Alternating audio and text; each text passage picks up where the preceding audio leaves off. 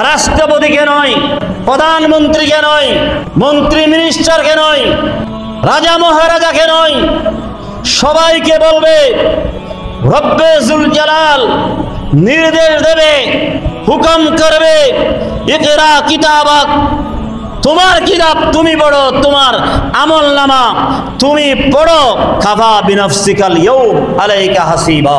আল্লাহ মহান আল্লাহ রব্বুল আলামিনের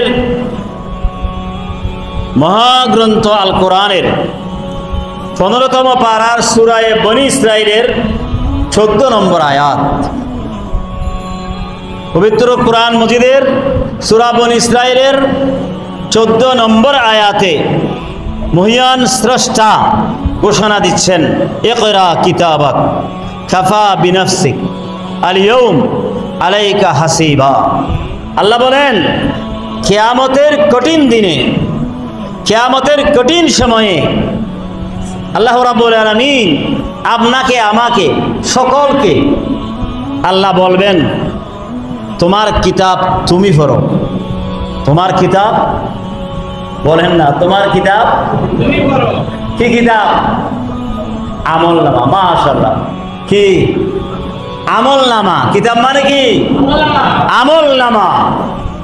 মহান রব্বে জুল জালাল কিয়ামতের কঠিন দিনে সকলকে বলবে, শুধু আমাকে নয়, আপনাকে নয়, রাষ্ট্রপতিকে নয়, প্রধানমন্ত্রীকে নয়, মন্ত্রী মিনিস্টারকে নয়, রাজা মহারাজাকে নয়, সবাইকে বলবে রব্বে জুল জালাল নির্দেশ দেবে, হুকুম করবে, ইকরা কিতাবাক, তোমার কিতাব তুমি পড়ো, তোমার আমলনামা তুমি পড়ো, কাফা বিনফসিকাল ইয়াউম আলাইকা হাসিবা। আল্লাহ রাব্বুল আলামিন বলেন, তোমার কিতাব তুমি নিজেই অধ্যয়ন করো, নিজেই তিলাওয়াত করো, নিজেই পড়ো, তোমার নিজের বিরুদ্ধে হিসাব নিকাশকারী হিসাবে তুমিই যথেষ্ট। সুবহানাল্লাহ। কিয়ামতের কঠিন দিনে, কঠিন সময়ে আল্লাহ সুবহানাহু ওয়া তাআলা বলবেন, এই কিতাব, এই আমলনামা তুমি পড়ো।